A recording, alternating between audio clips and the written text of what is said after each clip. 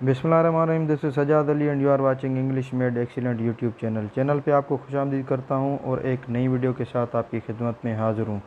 अल्हम्दुलिल्लाह हमने tenses complete कर लिए थे और एज़ पर शेड्यूल आज हम डायरेक्ट एंड इनडायरेक्ट स्पीच पढ़ेंगे, जिसको नरेशन भी कहा जाता है। वीडियो में आगे बढ़ने से पहले एक रिक्वेस्ट कि अगर आप इस चैनल पर नए हैं तो बराए मेहरबानी इस चैनल को सब्सक्राइब करें, वीडियोज़ को लाइक और शेयर करें। तो आइए सीखते हैं direct and indirect speech which is also called narration. English language में किसी भी बात को बताने के लिए बेसिकली दो तरीके होते हैं। एक को हम कहते हैं डायरेक्ट स्पीच और दूसरे को इनडायरेक्ट स्पीच। डायरेक्ट और इनडायरेक्ट स्पीच को हम वन बाय वन इंडिविजुअली जो है वो डिस्कस करेंगे। सबसे पहले direct speech. In direct speech we repeat the original speakers exact word. अब जो डायरेक्ट स्पीच होती है इसमें हम बात करने वाले के exact words as it is, जिस तरह वो बोलता है वो उठा के रखते हैं। फॉर एग्ज़ाम्पल नीचे मैंने एक सेंटेंस दिया है जिसमें ही said I have lost my umbrella. अब ये जो I have lost my umbrella which is put in the inverted commas, इसको हम कहते हैं डायरेक्ट स्पीच। डायरेक्ट स्पीच की निशानी ये होती है कि वो इन्वर्टेड कामाज के अंदर सेंटेंस होता है और जो उसका स्टार्टिंग लेटर होता है वो कैपिटल लेटर होता है। और एक्चुअल वर्ड से मकसद ये होता है कि जिस तरह यहाँ पे लिखा हुआ है ही सेड आई हैव। अब आई जो है ये personal pronoun, first person pronoun use हुआ है, तो ये जो है स्पीकर्स के ओरिजिनल वर्ड्स होते हैं जो हम इन्वर्टेड कामाज में रखते हैं। इसको कहते हैं हम डायरेक्ट स्पीच। मतलब स्पीकर ने जैसे अल्फाज बोले वैसे के वैसे अल्फाज हमने उठा के रख दिए। फॉर एग्ज़ाम्पल अगर मैं कहूँ कि अहमद ने कहा कि मैं इस्लामाबाद जा रहा हूँ, अब यहाँ पे सेंटेंस है कि अहमद ने कहा कि मैं इस्लामाबाद जा रहा हूँ, मतलब मैंने एज़ इट इज़ उसके वर्ड्स जो है वो लेके किसी दूसरे को बताया। अगर इसी सेंटेंस को, जुमले को मैं अपने अल्फाज में कहता तो वो फिर जुमला हो जाता कि असलम ने कहा कि वो इस्लामाबाद जा रहा है, लेकिन जुमला है असलम ने कहा या अहमद ने बताया कि मैं इस्लामाबाद जा रहा हूँ। अब यहाँ पे जो मैं इस्तेमाल हुआ है इससे ज़ाहिर ये होता है कि ये डायरेक्ट स्पीच है। अगर इस मैं को मैं कन्वर्ट कर दूँ वो में, तो ये इनडायरेक्ट स्पीच हो जाएगी। इस पर हम मज़ीद जो है डिटेल में आगे लेक्चर में बात करेंगे इंशाल्लाह अल खैर। तो आप कोशिश करें, ये डायरेक्ट और इनडायरेक्ट स्पीच इंतहाई आसान है और मैं कोशिश करूँगा कि ये जो है वो आसान तरीके से आप तक पहुँचाऊँ। इस स्लाइड में हम करेक्टरिस्टिक्स ऑफ डायरेक्ट स्पीच पढ़ेंगे कि डायरेक्ट स्पीच को हम किस तरह से पहचान सकते हैं। फॉर एग्ज़ाम्पल अ कॉमा और colon is placed immediately before the original words of the speaker. ये जो इन्वर्टेड कामाज में जो सेंटेंस होगा या वर्ड्स जो होंगे उनसे पहले एक कॉमा दी जाती है या कॉलन दिया जाता है और उसके बाद जो सेंटेंस का पार्ट आता है इन्वर्टेड कामाज में उसको हम कहते हैं डायरेक्ट स्पीच। और दूसरी नंबर पॉइंट है the original words of the speaker are placed within the inverted commas.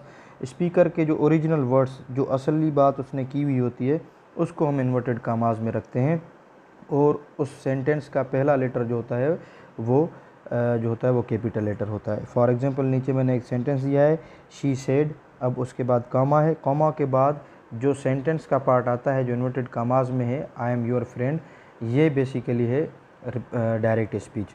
Direct speech के 3 और सेंटेंसेस मैंने आगे दिए हैं जिनसे इंशाल्लाह आपका कॉन्सेप्ट और ज़्यादा क्लियर हो जाएगा। आइए देखते हैं वो 3 सेंटेंसेस कौन से हैं। They said we are waiting for you. उन्होंने कहा कि हम आपके लिए इंतज़ार कर रहे हैं। अब दे सेड के बाद वाला जो सेंटेंस है जो इन्वर्टेड कामाज में है, जिसका पहला लेटर जो है वो कैपिटल है, इसको हम कहते हैं डायरेक्ट स्पीच। मतलब स्पीकर के एज इट इज़ वर्ड्स जिस तरह उसने बोले वही बताना किसी को या कोट करना। Ahmad said I have qualified the exam. Ahmad ने बताया कि मैंने एग्ज़ाम क्वालिफाई किया है। He said I am in the mall right now. उसने कहा कि मैं अभी मॉल में हूँ। ये सारे जो सेंटेंसेस, तीनों सेंटेंसेस जो इन्वर्टेड कामाज के अंदर दिए गए हैं, इनको हम कहते हैं डायरेक्ट स्पीच। मतलब स्पीकर ने जिस तरह बोला उसी तरीके से वही वर्ड उठा के किसी को बताना। आई होप कि आपको डायरेक्ट स्पीच का कॉन्सेप्ट समझ में आ गया होगा। अब बढ़ते हैं इनडायरेक्ट स्पीच की तरफ और देखते हैं कि इनडायरेक्ट स्पीच के सेंटेंसेस किस तरह होते हैं। In indirect speech we give the exact meaning of remark or a speech without using the original speakers exact word. अब डायरेक्ट स्पीच में ये होता था कि हमें स्पीकर के एज इट इज़ वर्ड्स जिस तरह उसने बोले वो उठा के किसी को सुना देना या बता देना। लेकिन इनडायरेक्ट स्पीच में ये होता है कि हम ओरिजिनल स्पीकर्स ने जो बात की या जो बात उन्होंने बताई उस बात का सिर्फ मतन बताते हैं या उसकी मीनिंग बताते हैं, एज इट इज़ वर्ड्स जो है वो उठा के नहीं रखते। फॉर एग्ज़ाम्पल मैंने यहाँ पे दो सेट्स दिए हैं सेंटेंसेस के, जिसमें एक डायरेक्ट है दूसरा इनडायरेक्ट। अब डायरेक्ट अगर देखें, ही said I am a teacher, और इसका इनडायरेक्ट हो जाता है he said that he was a teacher. अब बात वही है लेकिन आई की जगह पे यहाँ पे ही रखा है और टेंस चेंज किया है। आई की जगह पे ही क्यों रखा है और टेंस क्यों चेंज किया है, इस पे जो है हम नेक्स्ट लेक्चर में डिस्कस करेंगे इंशाल्लाह। कर फ़िलहाल यहाँ पे डायरेक्ट और इनडायरेक्ट स्पीच में जो है वो डिफरेंस देखते हैं कि कौन सा है। फिर मज़ीद जो भी इंफॉर्मेशन इस डायरेक्ट इनडायरेक्ट स्पीच या नरेशन से रिलेटेड है तो वो आगे के इंशाल्लाह लेक्चर्स में हम डिस्कस करेंगे। दूसरा नंबर सेंटेंस है she said I am writing a letter. Indirect speech में होगा she said that she was writing a letter. अब इन सेंटेंसेस में अगर हम देखें तो डायरेक्ट स्पीच में जो बात की गई है वो ओरिजिनल वर्ड्स स्पीकर के रखे हैं क्योंकि वहाँ पे प्रोनाउन आई यूज़ हो रहा है, और जो इनडायरेक्ट सेंटेंसेस हैं, इनडायरेक्ट स्पीच है, उसमें बात वही की गई है लेकिन अल्फाज चेंज करके। तो ऐसी गुफ्तगू जिसमें हम एग्जैक्ट बात जो है उसका मतन या उसकी मीनिंग बताएं लेकिन वर्ड्स चेंज करके, तो उसको हम कहते हैं इनडायरेक्ट स्पीच। अगर हम स्पीकर के एज इट वर्ड्स जो है वो किसी को जाके बताएं जिस तरह उसने बात की, तो उसको हम कहते हैं डायरेक्ट स्पीच। तो यही डिफरेंस है डायरेक्ट और इनडायरेक्ट स्पीच में। उम्मीद करता हूँ आपको ये चीज़ अच्छे तरीके से समझ में आ गई होगी। आइए अब देखते हैं कि इनडायरेक्ट स्पीच की कैरेक्टरिस्टिक्स कौन सी हैं। तो नंबर 1 है there is no comma after say in indirect speech. जब हम इनडायरेक्ट स्पीच करते हैं डायरेक्ट सेंटेंस की या डायरेक्ट स्पीच की, तो वहाँ पे हम कोई भी कॉमा वगैरह नहीं देते, इन्वर्टेड कॉमास यूज़ नहीं होते। दैट जो होता है वर्ड वो हम से और टेल के बाद यूज़ करते हैं इनडायरेक्ट स्पीच में, लेकिन दैट को हम ओमिट भी कर सकते हैं, मतलब उसको यूज़ ना करें तो भी सेंटेंस इनडायरेक्ट स्पीच का बन जाता है। लेकिन जब complain, explain, object, point out, protest या इस तरह के वर्ड्स यूज़ हों तो उसके बाद हमें लाजमी तौर पे दैट रखनी पड़ती है, अदरवाइज सेंटेंस इनकरेक्ट हो जाता है। और वो कौन से और दूसरे वर्ड्स हैं वो मैं आपके साथ इंशाल्लाह शेयर करता चलूँगा जिस तरह हम प्रोग्रेसिवली आगे जाते जाएंगे। तो आइए अब आगे कुछ एग्जांपल्स देखते हैं जिससे इंशाल्लाह आपका और कॉन्सेप्ट जो है वो क्लियर हो जाएगा। अब यहाँ पे जो ब्लैक सेंटेंसेस हैं वो डायरेक्ट स्पीच के हैं और जो रेड हैं वो इनडायरेक्ट स्पीच के हैं। तो नंबर 1 सेंटेंस है he said I am a farmer. अब ये सेंटेंस डायरेक्ट स्पीच का है क्योंकि ये इन्वर्टेड कॉमास में है और प्रोनाउन आई यूज़ हुआ है। मकसद स्पीकर के ओरिजिनल वर्ड्स जिस तरह उसने बोले उसी तरीके से रखे हुए हैं। इसका इनडायरेक्ट होगा he said he was a farmer. अब इस सेंटेंस को अगर आप देखें तो यहाँ पे आई की जगह पे ही हो गया है और एम की जगह पे वाज हो गया है। इसको हम कहते हैं टेंस चेंज।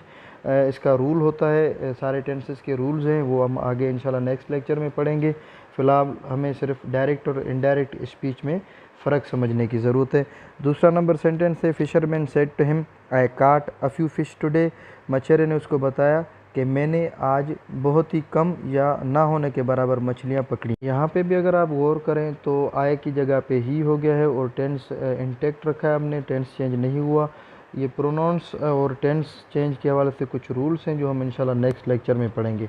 नंबर 3 सेंटेंस है teacher said to the students you must work hard. Teacher advised the students that they must work hard. अब यहाँ पे सेड हो गया है एडवाइज्ड में चेंज और यू हो गया है दे में चेंज। ये भी हम जो है रूल्स फॉर प्रोनाउन चेंज और टेंस चेंज में इंशाल्लाह सीखेंगे, which is the next lecture related to direct and indirect speech. I hope कि you understood very well the difference between the direct and indirect speech.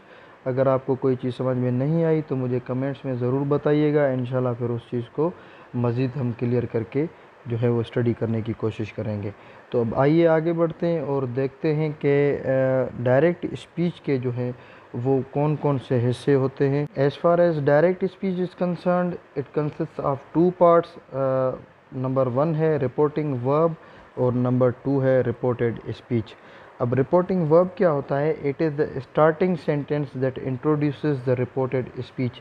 ये जो शुरू वाला sentence होता है जिसके बाद कॉमा होती है इसको हम कहते हैं रिपोर्टिंग वर्ब, और जो इन्वर्टेड कामाज में हम रखते हैं उसको कहते हैं reported speech, which is the second part of the direct speech. For example, reported speech, it is the part of the sentence which is put within the inverted commas which starts with a capital letter। अब जिस तरह मैंने आपको बताया कि reported speech वो part होता है सेंटेंस का जो इन्वर्टेड कॉमास में होता है और जिसका फर्स्ट लेटर जो होता है वो कैपिटल लेटर होता है, या स्पीकर के ओरिजिनल वर्ड्स जो होते हैं उसको हम कहते हैं रिपोर्टेड स्पीच। रिपोर्टिंग वर्ब को रिपोर्टिंग वर्ब इसलिए कहा जाता है क्योंकि ये जो रिपोर्टेड स्पीच है उसको बयान करने के लिए हम सेंटेंस के स्टार्टिंग में रखते हैं, इसीलिए वो रिपोर्टिंग होता है। रिपोर्टिंग मतलब ऐसा सेंटेंस जो कोई बात बताए या इंट्रोड्यूस करे। रिपोर्टेड स्पीच हम इसलिए कहते हैं कि वो बात पहले की गई है जिसको हम इन्वर्टेड कॉमास में रखते हैं, अब वही बात जाके हम किसी दूसरे को बताते हैं तो उसको हम कहते हैं रिपोर्टेड स्पीच, मतलब जो बात पहले की गई हो और उस बात को बताने वाला सेंटेंस जो होता है उसको हम कहते हैं रिपोर्टिंग वर्ब। अब रिपोर्टिंग वर्ब और रिपोर्टेड स्पीच को अच्छे तरीके से क्लियर तरीके से जो समझाने के लिए मैंने यहाँ पे एक टेबल बनाई है। एक कॉलम में है रिपोर्टिंग वर्ब, दूसरे में है रिपोर्टेड स्पीच। अब यहाँ पे ही सेड नंबर 1 कॉलम में ये रिपोर्टिंग वर्ब है क्योंकि ये रिपोर्ट कर रहा है जो आगे बात कही गई है, which is reported speech. She said to me ये रिपोर्टिंग वर्ब है, इसके बाद कॉमा आती है और आगे जो रिपोर्टेड स्पीच है उसको हम इन्वर्टेड कॉमास में रखते हैं। प्रिंसिपल सेड टू हिम ये रिपोर्टिंग वर्ब और I was not in my office ये reported speech. They said to her ये reporting verb, your mother is ill, my son you should work hard, ये है reported speech, मतलब बताई गई या कही हुई। आई होप कि ये बेसिक कॉन्सेप्ट्स जो हैं डायरेक्ट एंड इनडायरेक्ट स्पीच के आपको अच्छे तरीके से समझ में आ गए होंगे। अगर आपको इनमें से कोई चीज़ समझ में नहीं आई तो बराए मेहरबानी मुझे ज़रूर बताइएगा कमेंट बॉक्स में, क्योंकि अगर ये कॉन्सेप्ट्स हम बेसिक कॉन्सेप्ट्स नहीं समझेंगे तो हम आगे नरेशन में नहीं बढ़ सकते। अगर आपको वीडियो अच्छी लगी और आप इस चैनल पे नए हैं तो बराए मेहरबानी चैनल को सब्सक्राइब करें और वीडियोस को लाइक और शेयर करें। तो मिलते हैं अब नेक्स्ट लेक्चर में इंशाल्लाह अल खैर, which is rules for pronoun और टेंस चेंज। नेक्स्ट लेक्चर होगा रूल्स फॉर प्रोनाउंस चेंज, उसके बाद इंशाल्लाह रूल्स फॉर टेंस चेंज और rules for time and place change. So I would request you not to miss any of the lectures because lectures are going to be interesting as well as informative। मिलते हैं next lecture में इंशाल्लाह अल खैर, तब तक के लिए इजाज़त दीजिए। अपना और अपने अहल व अयाल का बहुत ज़्यादा ख्याल रखिएगा। खुदा हाफिज़।